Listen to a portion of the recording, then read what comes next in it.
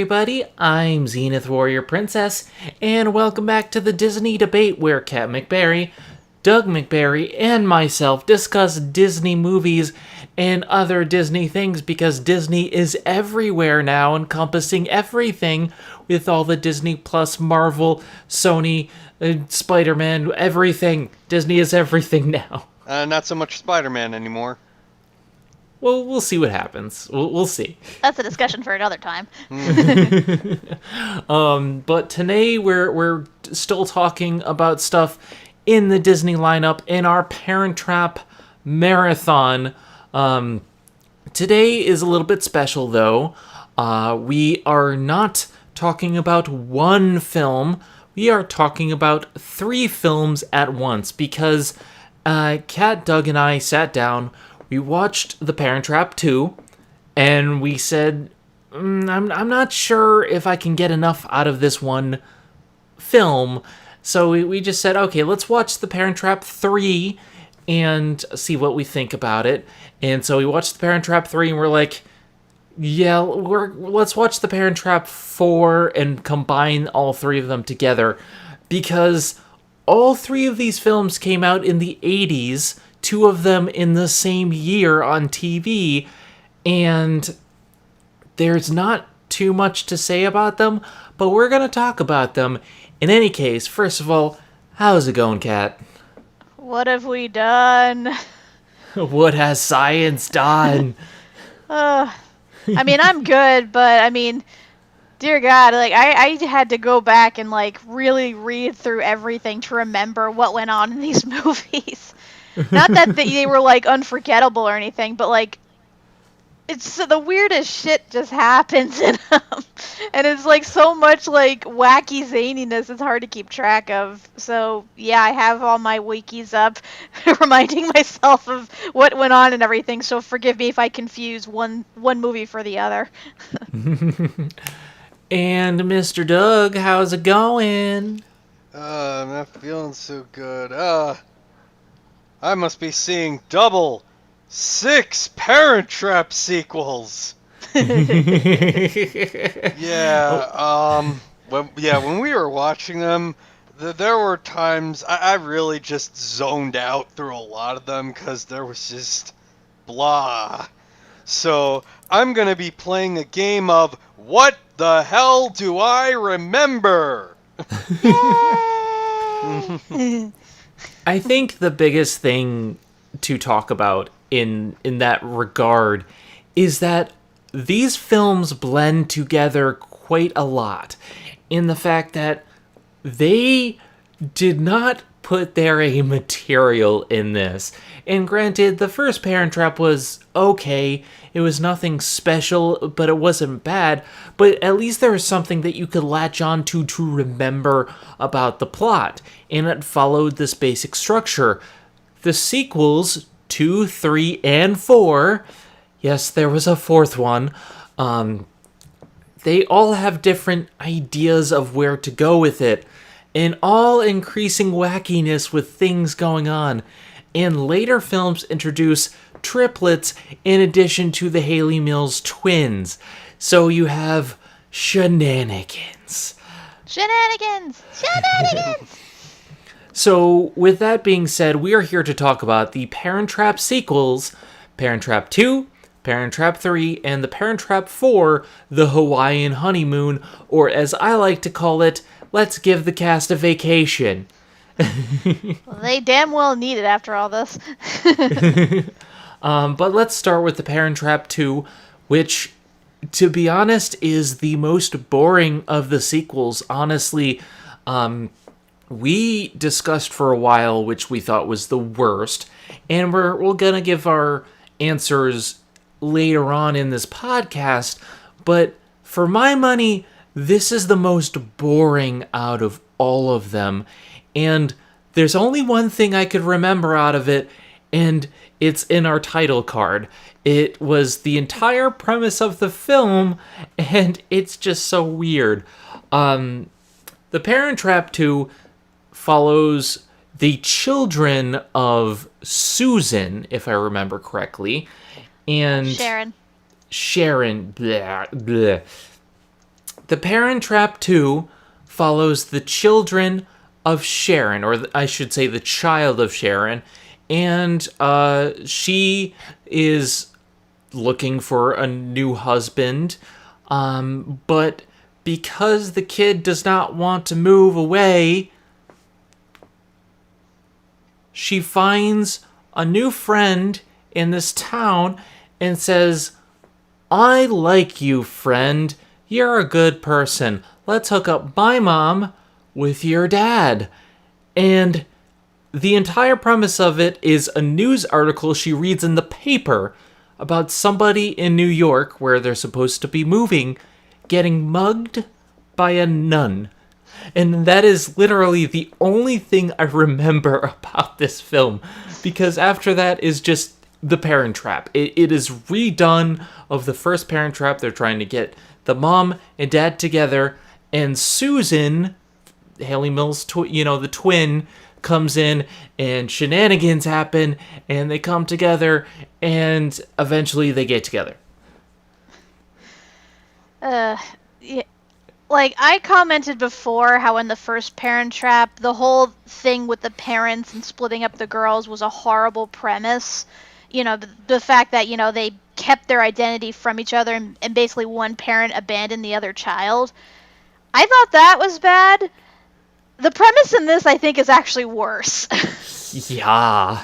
Yeah, because, granted, in this case, you have, nobody, they're not keeping siblings, identity secret from each other. It at least has that going for them. But in this case, it's these two girls who meet in summer school, form a friendship, and within 2 days, they're like, "Oh, I don't want to be separate from you." It's like, "Yeah, I don't want to move. I know, let's get our parents together. That'll fix everything." Even though their parents are completely incompatible. So what do you do when you have incompatible parents? Let's bring in the twin sister and have her flirt with the dad pretending to be the mom. So that way when he falls in love with the sister, he falls in love with the mom. It makes perfect sense. And of course, the sister is married. So technically she's cheating on her husband by doing this. And Yay! then they bring in the husband, and they do a whole wacky dinner scene where she gets jealous because she sees her husband out. Yeah, the thing is, unlike the first one where the parents didn't catch on to the plan until later on in the movie, in this case, they catch on pretty quick, and the girls rather quickly get caught up in their own web of lies. And not only that, but Susan gets caught up in it too. And she kind of deserves it, I'm sorry to say. I know she's doing this for her niece, but the fact that she's willingly flirting with another man who isn't her husband just to hook up her sister is kind of skeevy. And then, once her sister realizes this, she's like, "Okay, well, I'm going to play a prank on my sister and flirt with her husband instead." It's like, you're both horrible people. And granted, they're putting on an act, but it's still. And the one person who doesn't figure out what's going on is the other girl's father, who looks like Ron Swanson. I swear to God, this is Ron Swanson, but in appearance. And he's just he's so confused. He's all into sports, and so he falls for the twin thing. And he's just they quickly get caught up in each other's lives. But he's just I don't know what's going on with this woman, but somehow I love her. Oh God, yeah. The father's he's probably one of the worst actors in this. He has no personality, and he shouldn't be as rightfully mad or upset or confused as he should be.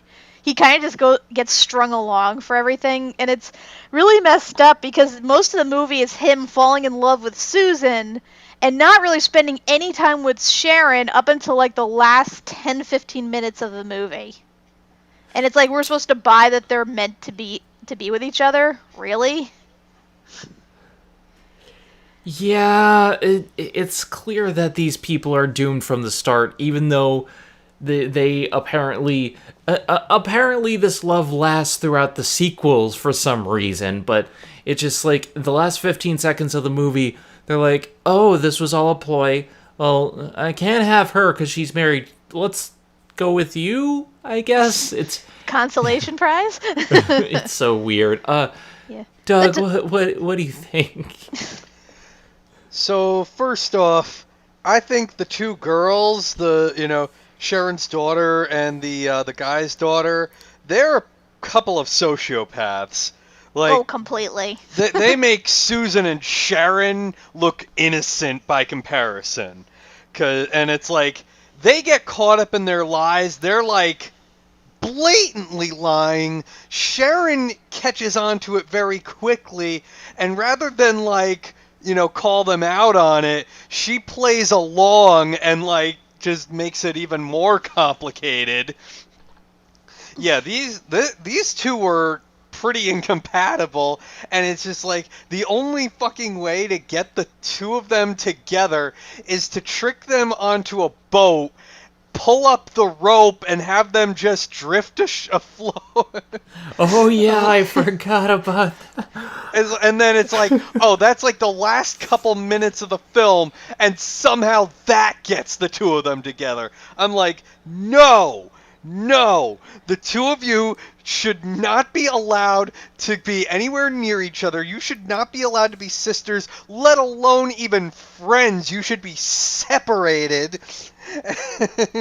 They're going to wind up in jail someday. You do not deserve to get what you want. No, fuck you. I'm sorry. And then it's like, this is also, out of the three movies, I think this is the one that actually involves Sharon and Susan the most. Mm-hmm. Everything else is just kind of like, it just kind of follows the same pattern too. It's like, tack on, the mistaken identities, and then at the last few minutes of the film, or just somewhere in there, and then have the two of them on screen together for, the bare minimum, just so we can, keep that trend going. I just don't get this idea. Like, we'll put them together on a boat and they'll fall in love even though they don't have any reason to be together. It's this movie's boring. No! Swimming in a blue lagoon. No! Back! You go to hell and you die! You know what's funny? I was actually in Kohl's the other day buying clothes for my cousin's wedding, and they played a cover of that song, and I'm just like, oh god, like. Yeah. This movie is just like, I know they did it for the 25th anniversary, but think that given all that amount of time they had in between movies, they could have written a better script. And here's the stupid part, because this is the most boring out of all the films, in my honest opinion, but this film, The Parent Trap 2, was so popular, so insanely popular, that there were two made-for-TV movies released in '89, back-to-back, the same year, with the same cast. No. No, just Haley Mills returns. Everybody else, you never see or hear from them again. Well, I mean, same cast for the third and fourth film in terms of, you have the triplets and whatnot. Right. But what gets me is, how is The Parent Trap 2 that popular in the 80s? I mean, granted, it is a very 80s film, but seriously, the only thing I remember is Mugged by a Nun, Ron Swanson getting upset over the phone because he doesn't know why he loves her, and then the boat scene.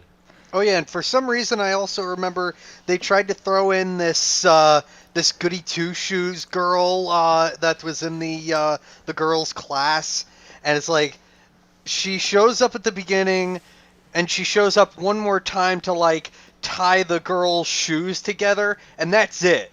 It's like, I don't even know why I remember her, because she's so insignificant. Yeah, the Yeah. subplot at the school where like they're both doing bad things to this goody two shoes, who's annoying, yes, but did nothing really to the girls aside from like out them from.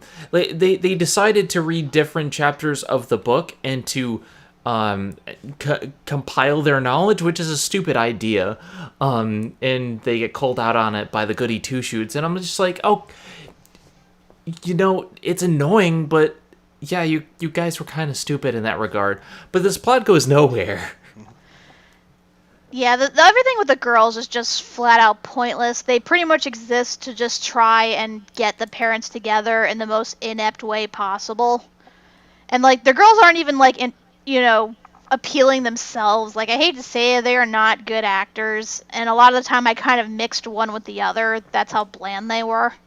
Mm-hmm. And I feel bad saying this because I did some research on the actresses who play these two, and unfortunately, things didn't pan out well for either of them.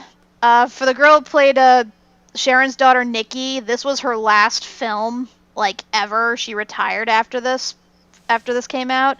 And then the other girl who played the father's daughter, she unfortunately died of a drug overdose when she was 21. So... Oh, boy. Yes, I feel kind of bad, critiquing them, but at the same time, like, I can't help it. Like, it's probably just the writing and everything, but the fact that they were portrayed as, like, so unsympathetic, so sociopathic, like, I was, like, praying for their plan to fail the entire time, just because everything they were doing was just so horrible. And I get they're kids, and they don't grasp the full impact and scope of what they're doing, but at the same time, it was just cringy to watch at times. Yeah, for me, this was just an uninteresting film. I don't like the characters, I don't like a lot of the actors, and Ron Swanson is in love with somebody he doesn't even know. So that's The Parent Trap 2. Now let's talk about The Parent Trap 3. Kat, will you give us a summation of this one? Sure thing. Well, this one takes place 3 years after 2, and pretty much features an entirely different cast, with the exception of Haley Mills, who again returns as Susan and Sharon. In this version, it pretty much is the same as the first movie, minus the girls meeting each other because they already know each other from this point forward. There's not 2 daughters, there's 3 daughters, identical triplets. And they come home to find out that their dad, played by Barry Bostwick, has gotten engaged over the summer to Jill from Home Improvement. Who is the worst? She is the worst. So pretty much this is the whole, let's get rid of the evil potential stepmother plot from the first one. Except in this case, Susan gets involved with this because the potential stepmother hires her as her interior decorator, because the fiance's whole big thing in this is that she desperately wants to redecorate this house. And I'm pretty sure that's the reason why she's marrying the dad, is because he has his own house and she wants to redecorate it in her own way so she feels like she has her own house. That's pretty much her whole thing for this. But unfortunately but the thing is, they don't really focus on that too much. The focus, surprisingly, is on the daughters and all of their love triangle shenanigans. And my God, are there shenanigans? Mm-hmm. You want to know the big thing this reminded me of from the get-go, though? This reminded me a lot of Beetlejuice. Not in terms of, like, all the stuff going on, but all the redecorating and her wanting to do all this, like, redecorating stuff. I got very big Beetlejuice vibes from that. Yeah, I can see that. Not that she really gets her way, although we do end up having a few funny scenes because of all the construction going on with the house, like the infamous bathroom scene. Oh God, the bathroom scene. Okay, So throughout the entire film, they're remodeling and redecorating, and they're doing stuff at different times. And apparently nobody communicates with each other what is going to happen. So Barry Bostwick goes in the shower. He's in the middle of his shower, and they knock down the wall. And so he's naked in the shower. He slips on the floor. He covers himself with the shower curtain. It's not a shower curtain, it's an oxygen tank. So that way it gives him sexual powers. This is the best part of the movie. Yeah, seeing a naked Barry Bostwick flailing on the ground. that tells you all you need to know about this movie. Like, to me, this movie is very, very funny, but not for the reasons it's supposed to. It's just so bad it's good, because you have a lot of these disconnected scenes of just stuff happening, and he's just like, him slipping in the shower, them randomly, like, remodeling every little thing, and him getting angry about not communicating with him. I think they would shut off the water before they start knocking down the walls. You would think they would shut off the electricity, too. Foreshadowing, what's that? God. So, like, half of this film is them remodeling the house, and the girls not liking the new stepmom, and us gradually finding out that the stepmom is not a very likable woman because she doesn't care. She wants everything her way. She does not consult the person that she's marrying about anything, and she manipulates him every step of the way. To be fair, his daughters do that too, but she does it in a more outwardly way. Yeah, I mean, granted, the daughters aren't any better, because we have Lisa, who is basically the same way. She manipulates people, because she's dating one boy, but then she met someone in Paris, and so she's cheating on someone, and she doesn't want to break it to the other person, so she's manipulative.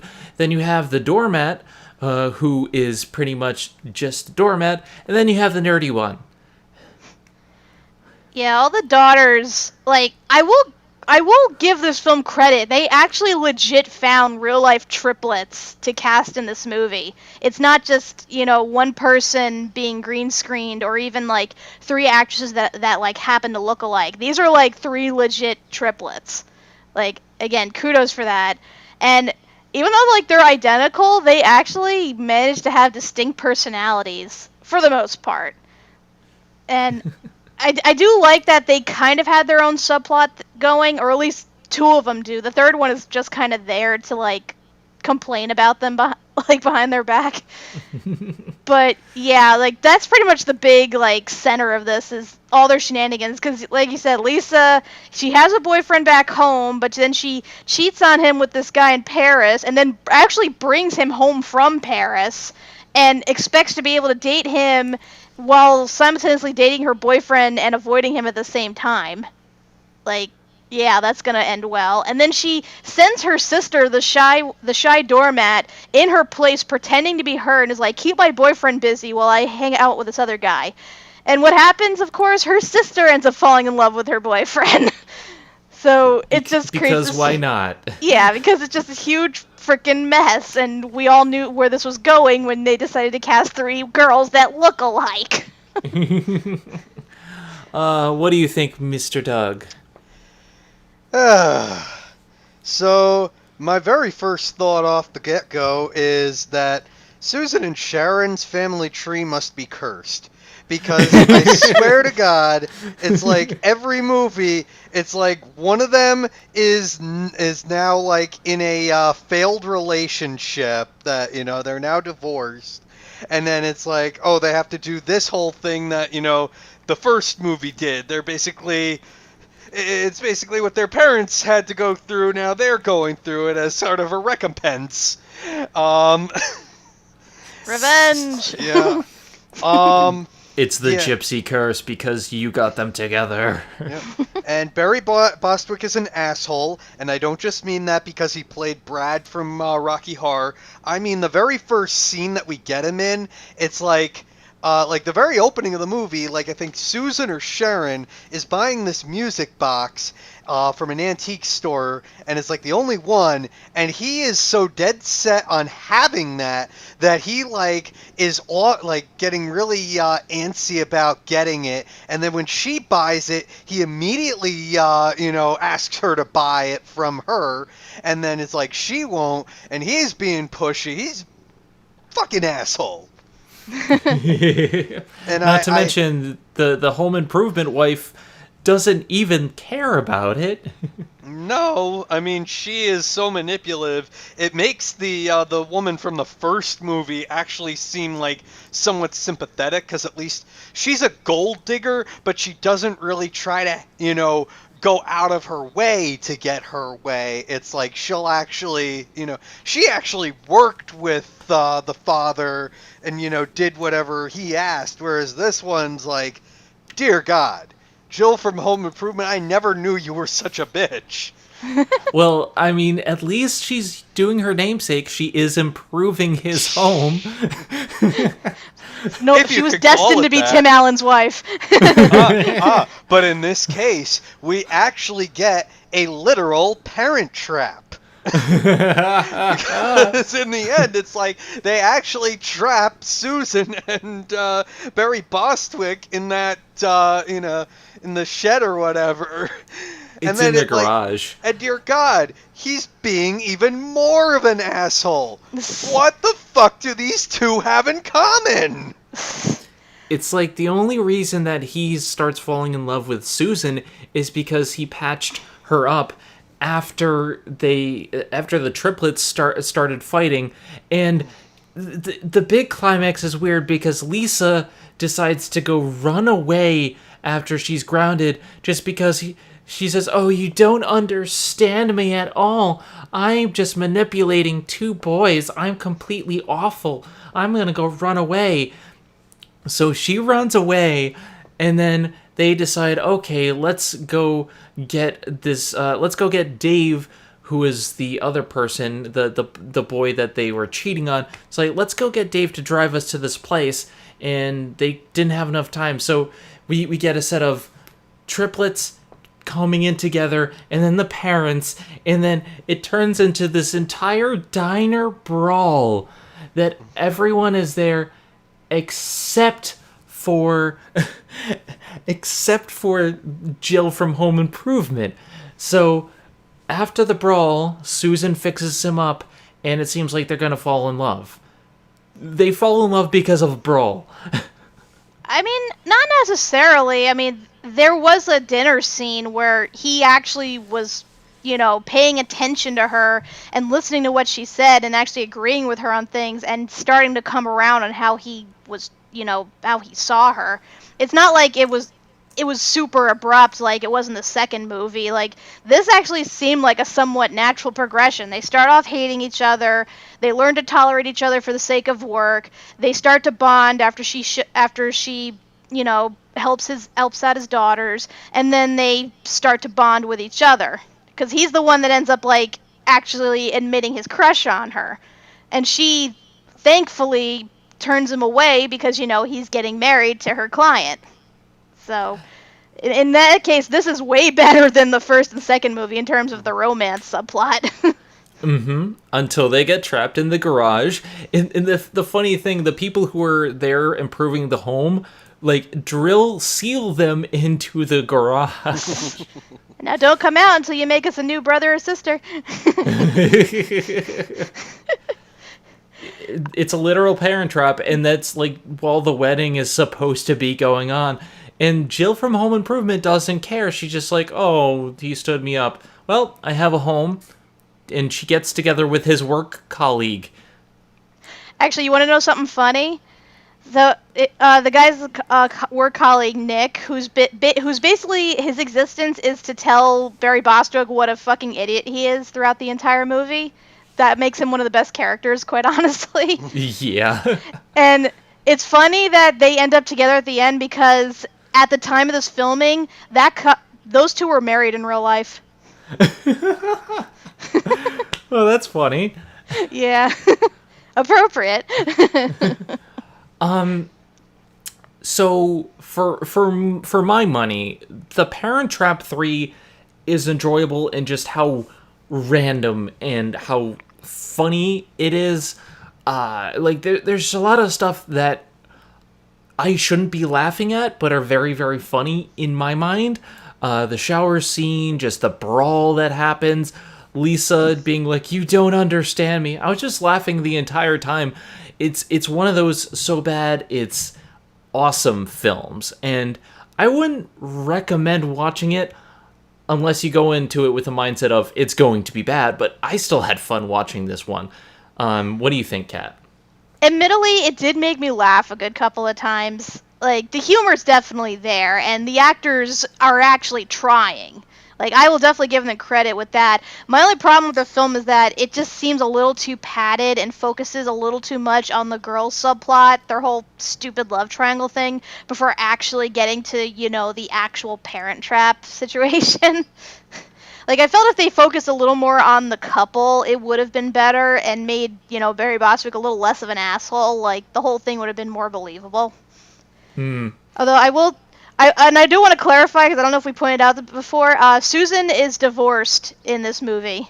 Yeah, the husband she had in the last one, he's gone. Yeah, because that's what I said. I think they're cursed. Yeah. Yep. Because they had to get them in the movie somehow and have it make sense. So hey, we set up Sharon in the second movie. Let's set up Susan in the third movie. Oh, we just got to get rid of her pesky husband. There he goes. Okay. They probably got divorced because of the whole thing in The Parent Trap too. Although the husband was really amused by the whole situation, he willingly participated in the plot to mess with his wife. So maybe that's what did it. Doug, what do you think? So I think that Janet Jackson should sue, because from now on, whenever I hear "What have you done for me lately," I'm going to think of this movie. And at the same time, this is the movie out of all three of the sequels, I paid the least attention to, because I really checked out mentally for a good portion of it. I really don't remember a lot of what happened. I remember, the annoying daughters and their whatever, but it's I couldn't be bothered to pay attention after a while. They just really This will be lost my interesting when we interest. actually... This will be interesting once we actually give our final thoughts on all three of them, and what we think are the best and the worst. Oh, by the way, there's something that we've neglected to mention. The opening credits of each of them. Oh yeah, they get progressively lazier and lazier. And one of them is lazier. basically a Full House opening. Yeah, I'm pretty sure the third one is Full House. The second one, they basically just used clips from the first movie.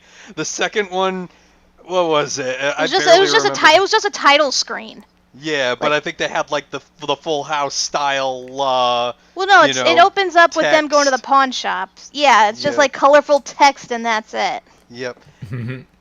Because it was a made-for-TV one. Yep. Yeah, because it's not like the first one where they went full out animation and trying to be artsy and stuff. With this one, it's just people know what this is. Slap on the title. And now we get to the fourth one, the Hawaiian Honeymoon, which I am convinced was just a vacation to Hawaii for the cast. Because, dear God, this is my least favorite of them. They find out they've inherited a property in Hawaii, a hotel that apparently was in the family and is now theirs, and they're going on their honeymoon there, and then to Australia, where they were originally supposed to have their honeymoon, and a lot of wacky shenanigans happen. And the only thing that I really loved about this one was the way they opened, because they have all the twins answering the door for the mailman, and then Susan and Sharon pop by and stuff. it's wacky comedy, but I thought that was kind of funny. They certainly pissed off the delivery guy. Yeah, it's like, can you get that guy to sign for this? Hold on. Next twin. Then we have Susan. Then we have Sharon coming from behind. He's like, I'm going insane. That's Will it. I'm someone never please delivering sign to for the this house again. It's a glitch in the Matrix. But yeah, the actual plot is partially we have to save this hotel because it's falling apart. Because apparently the hotel next door is stealing all the business for some reason. And then the plot is Lisa finds a nerdy guy who falls in love. And then there's another boy who Jess falls in love with. And then there's a third guy. No, wait, Jess isn't the one who falls in love with anyone because she still has Megan's the one that Dave. falls in love. Megan's the one who falls in love with the surfer dude who thinks she's Lisa, and Lisa tells the other guy she's Megan, and they start this whole big shenanigans, and then there's a paint fight, and then through that whole thing, Susan is having trouble with her new husband because he wants to do everything he can to save this place, but he can't because this evil lady is going to sue them, and then And the staff are morons. The staff are morons. The manager does nothing, and they don't know how to fix anything. And then this guy comes in and tries to buy the hotel, but it turns out it's his friend from beforehand who wants to steal his wife. And wants to make condos or apartments or something. And then Sharon comes in to save the day. This is a clusterfuck. Yeah, it is clusterfuck the movie. 11 billion subplots. This one was crazy. Like, I was wondering how the hell this was considered like the Parent Trap, considering the couple has already gotten together. They're married at the beginning of the movie, and they don't indicate that there's any other couple that needs getting together. So I'm like, what's gonna happen? Turns out everything happens. Like, to me, I don't even know where to begin with like all these subplots. To me, this is the worst one simply because it isn't even a Parent Trap. It doesn't have anything to do with the title, and just things happen. Like, they get there, and so, like, there's the surfer dude subplot, falling in love with Megan, who thinks she's Lisa, and Lisa goes after this guy because she's sick of all these other dudes, even though she's the one being a floozy, and then there's the person suing them, and the paint fight, and the thing, and the... What is going on? What is happening to my world? I don't know, Doug, say something. I'm losing my mind. So, Barry Bostwick is still an asshole for, both reasons. And he also apparently aged like 10 years between movies. Yeah, his hair was like starting to gray in the third movie, and then the fourth movie he's completely gray somehow. Probably having to deal with all that bullshit. Yeah. But then again, he's also his own worst enemy, so... Mm-hmm. I know, like, so Susan is also, like, concerned with now that she's becoming a stepmother. She's like, how do I reach these kids? Oh, yeah, so, I must read a book about it. Like, she's trying to bond with them, trying to, not be, the asshole or bitch mother, but at the same time, it's like, she's also got to be authoritative in some respect, but she's got to connect with them. And yeah, like, so yeah, they were, I think, supposed to go on the honeymoon to Australia, and then it's like, there's this whole thing about how they're gonna go to the hotel first, because they find out about his aunt or whatever dying. So they want to, take a look at the hotel, and then they'll go to Australia, and then Sharon will come in before they leave to, keep an eye on the kids, and it's just like, bah. And then it's just a free Hawaiian vacation. Yeah, but it's like, yeah, so they're competing with this, like, really capitalist, hotel. It's got like swimming pools and water slides and stuff. It's supposed to be really cool, and yet you've got this once really proud, majestic hotel that is now kind of fallen to shambles. The staff, or at least the one guy, is like doing nothing at all to help. In fact, he's like just completely mentally checked out, basically. He So keeps he's playing with a useless. paddle ball. He's Yeah. playing paddle ball the entire film. Absolutely useless. And you know what? That actually fits for him, because you know who that guy is? Oh God. He voices the two-faced mayor from The Nightmare Before Christmas. Oh God. I'm only just an an elected elected official here. I official. can't make decisions by myself. Oh God. Oh yeah, and like, yeah. So it's gotten so bad, like the hotel is basically falling apart. Right, they open. There's this recurring gag about like the door that keeps falling. And I think we finally fixed it. boom. I gotta say though, like, this is, believe it or not, to me, the most unrealistic part of the whole movie is the fact that this hotel is going under. This is freaking Hawaii. Like, there is a huge, like, there's a huge, like, market for tourism. Like, tourists, even if they don't want to do the, the whole big hotel part, or if they don't want to go by the beach, whatever, like, there's a market. Like, you can promote to people. It's not like there's any shortage of people traveling to Hawaii, but somehow this hotel is, like, struggling to get people to come, and it's like, how is this even possible? The place looks like a chateau. It's, by the woods, and it's like within walking distance of the beach. This place should be hopping. Like, it makes no sense to me outside of Staff. And there's Please. apparently only like 6 guests outside of the family who lives there. that just makes no sense to me. Like even if it was like just natives that stayed there from time to time, like, the place, aside from having its problems, it looks nice enough, and it's in an ideal location. And if you're traveling to Hawaii on a budget, you see this cheap ass place, you freaking take it. It's not like it's the Happiness Hotel. It's not that bad, although fairly close at times. I found myself singing the song seeing certain scenes. And to me, the stupidest part is at the end when the woman who's supposed to be suing them because she slipped and broke her leg, she keeps threatening to sue them, but instead she gets pampered the entire time. She's just like, oh, I'm gonna buy this hotel. So she has enough money to buy this hotel, and she's staying at this ramshackle place?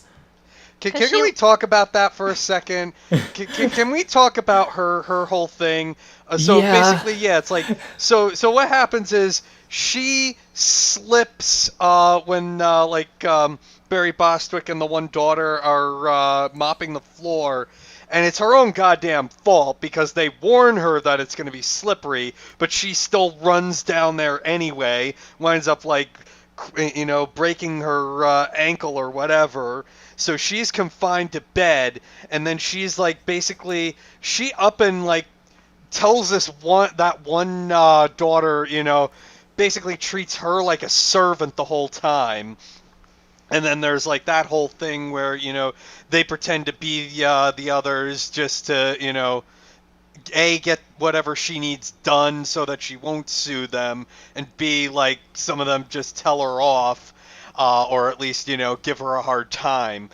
And it's like, this whole time, there's even like one instance, I think, where, they ask her, why are you suing them? It's like, oh, because,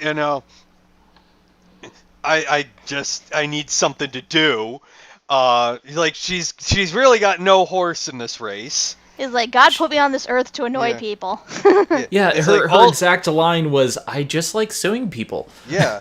So she's a horrible person, and it's like, at the same time, it's like, you think she's going to be the kind of person that's basically just dangling this over their heads just to get what she wants, and it's like, the sisters numerous times ask her, as long as I'm doing this, you're not going to sue my dad, are you? And she's being like really cryptic and not, so it's like the fact that she outright comes out in the end and says, because I'm just going to buy this, hotel. I've dropped the lawsuit already. Wait, like what? 5 days ago. You dropped the lawsuit? No, that seems completely out of character for who you are. And then it's like you have that guy Ray, the old friend, who's like, he comes in, he's like, oh, I remember when we were kids, I love this place, I want to buy it and I want to keep it the way it is, but then it turns out he's the villain all along. It's like, what the fuck? Why did you switch these two? It makes no sense, especially because, like, they have this red herring of her the entire film, and just because she likes their moxie of the girls when Lisa talks back to her, she's just like, oh, okay, I like them, because they're just as evil and manipulative as I am. So I have enough money to buy this hotel. I still don't get that. I'm going to buy this hotel, and then she becomes the new manager and orders everyone around. And granted, the girls deserve it. Yeah. But the managers that was deserves actually it the one more. part I did like in the end, that they get their comeuppance. Everyone gets their comeuppance, finally. But still, it makes no sense. This feels like Frozen before Frozen happened. Like, the way they were setting up, like, the Duke of Wesselton to be, like, the obvious villain, but then it turns out it was Hans all along. But that was actually done better. Oh yeah, much better. I'm not, defending this by any means. This is totally stupid, because they obviously built her up as, like, to be the big antagonist of this, or at least, to be, like, an obstacle for them to overcome. And you're thinking to yourself, this is going to end one of two ways. Either she's going to die, or they're going to blackmail her into dropping the lawsuit. One of those two things is going to happen, but nope, she just just changes her mind, just like, yep, I'm just gonna buy this, and that way I can boss everybody around. See, okay. Here I was thinking the entire time that either she was faking her injury, which, yeah, we saw her get injured, but it could be true. I've seen it happen in Disney sitcoms. Or maybe she would, like, grow to like the girl, and they would bond. But none of that really happens. It's so weird. Yeah, they make you think it might happen, but then it doesn't, and then she ends up just being a Deus Ex Machina for the film. Here, I'm coming to buy it for you. Like, especially when the dad comes, starts yelling at her, and she's like, oh, I'm gonna buy this place anyway. I'm like, wait, what? Okay, probably. Well, no, it's like solved. he only gets up the nerve to finally tell her off because he overhears her admit that she dropped the suit days ago. And then it's like, so he finally grows some balls, goes up there and tells her off, and that's why she's like, oh, well, I'm just going to buy the place so that now I can have you taken off the property and I never have to see you again. Oh my god, guys, I just realized what this film did. It pulled a heel Cena. Oh, God. with the other guy. For no reason, he just turned heel. Dur, dur, dur, dur. Derp, derp, derp, derp. Yeah, that sounds about right. And then we have a face turn for her. Like, okay. Yeah, that was probably the most, like, that's probably the craziest thing out of all this. Which, is really saying something considering the multiple subplots going on in this movie. Oh, there's so many. And we haven't even mentioned the triplets storming the boat to find out the secret plans. Oh, God. They do that whole stupid love triangle thing again. Like, ugh. And that was some guy that she met at the airport. Yeah, it just... dear God, it's like... was it Lisa meets the surfer dude. She wants to go out with him. And then she tries to set up her sister with this one guy. She refuses. So she's like, yeah, I'm going to pretend to be my sister and go in her place and get the guy to fall in love with her. What happens? She falls in love with the guy instead. And then the surfer dude shows up looking for Lisa. He sees Megan. She pretends to be her sister. What happens? She falls in love with him, and chaos ensues. And Jess is just there for the shenanigans, being a doormat to the evil lady. This movie is such a clusterfuck. But anyway. Oh, and there's also a thing about, like, Barry Bostwick wanting to compete in this hula tournament. Hula competition. And that ultimately yields nothing because he has to miss it because they all got arrested. Susan and the triplets get arrested because the rich woman made a noise complaint.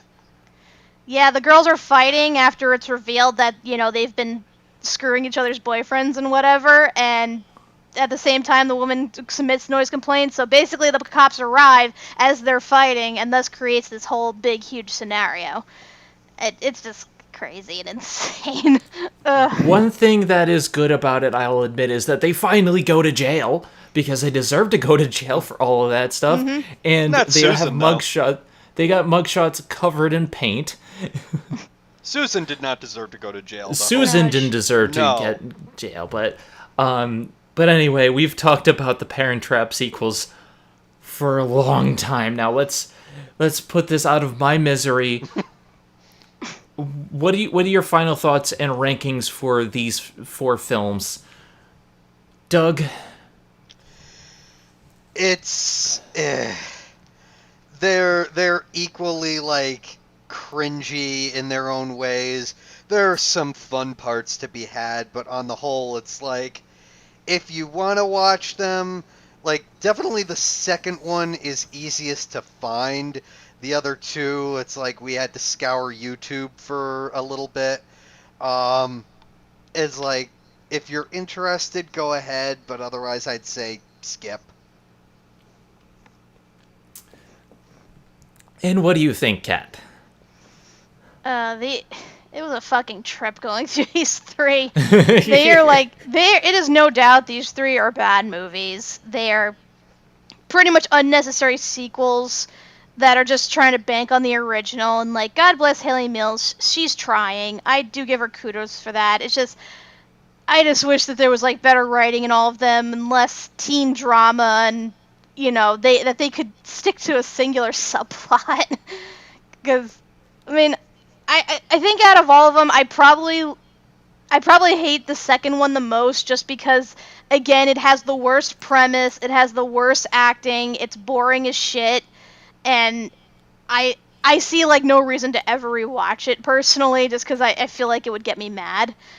As for, like, the best out of them, it's really hard to say. I probably would go with the Hawaiian one, though, just because it is so batshit insane and nonsensical. Like, the third one was the third one's pretty crazy, too, and I do like the shower scene part, but at the same time, I don't know, if it's gonna be bad, it's gotta be gloriously bad, and I feel like the 4th one is gloriously bad. I feel like if they cut down on the whole like the whole dating thing with the girls, it would have been a lot better. And actually, here's a funny little tidbit I learned because I was researching the sisters to see if they did anything else. 2 of the sisters actually have been on other TV shows and stuff. But here's the funny thing: the girl who plays Lisa, the whore out of the 3 girls. She's actually gay in real life. Oh. Okay, that's actually pretty funny. So yeah, worst is second, 4th is most bearable, I'll put it that way. And yeah, I see no reason to ever watch these. Watch them if you're curious, but I see no reason to watch these ever again. For me, this was exhausting. I'm glad that we did this all in one episode because, like I said, I would not have been able to make a full episode out of one film. For me, the worst one was the Hawaiian Honeymoon because it was just too much. It was so crazy and there was too many subplots and so much going on. I think 3 was unnecessary. It was just... It was very unnecessary. It was so much going on. It should not have the title The Parent Trap. Like, the closest thing they do to a Parent Trap is at the very end when it seems like Susan and Jeffrey are splitting up, but instead it's all like a big mix-up to prevent Susan from signing away the rights to the hotel to the friend. That's it. That cannot constitute being called a Parent Trap. Like, I will Yeah. admit that much. So I think fourth is the worst, not just because it's clusterfuck, but it isn't the Parent Trap. I think the third is the best because it made me laugh the most. 2 is boring. 1 is just okay. So it's just like, to me, I would watch 3 again over all of these, especially because I didn't have to spend any money to watch it on YouTube. Granted, I didn't have to spend any money on Hawaiian Honeymoon, but I would still want my money back. I do want to mention, though, like, because again, the big draw of the Parent Trap was the fact that they managed to use technology to make it look like one person was 2 and they were able to interact. In the case of these 3 sequels, I feel like it got lazier because they barely interact with each other. And again, when you do see them, it's just side by side. It's not like they're interacting or anything. It's not like the technology got any better. So really, if the whole purpose of the Parent Trap initially was to show off the technology, these 3 fail incredibly at it. Especially because while I do like that they actually got triplets who you can tell them apart, that doesn't aid for the technology. And the scenes with Susan and Sharon are very few and far between in Hawaiian Honeymoon and the third one. So it's like the purpose of this film is gone. Yeah, like, what's really the point? But then again, that's what the remake's for, to go back to what's important, the technology. Speaking of which, next time, guys, we are going to be talking about the remake with Lindsay Lohan, which is the only one out of these that I've actually seen before viewing this. And I remember liking it, but then again, I was also, watching the Disney Channel at the time, so I was a kid, but I remember liking it. So, with that being said, I am Zenith Warrior Princess. I'm Kat Macberrie. I'm Doug Macberrie. And we will see you next time when we talk about the Lindsay Lohan film and the skinny dipping and all the recreations of the first film. So let's get together for that next time. Have a good one, guys. TTFN, ta-ta for now. And just remember, if you're going to make a sequel to The Parent Trap, there should be a Parent Trap. Hawaiian Honeymoon, I hate you. Yeah, at least the third one actually had a literal Parent Trap. Along with an oxygen tank for sexual powers. Bye, everybody. Hey, this is Megami33. Thank you for watching Zenith Will Review. Don't forget to like, comment, and subscribe for more awesome videos. If you like what you see, check out the Patreon page at patreon.com/Zenith Will Review.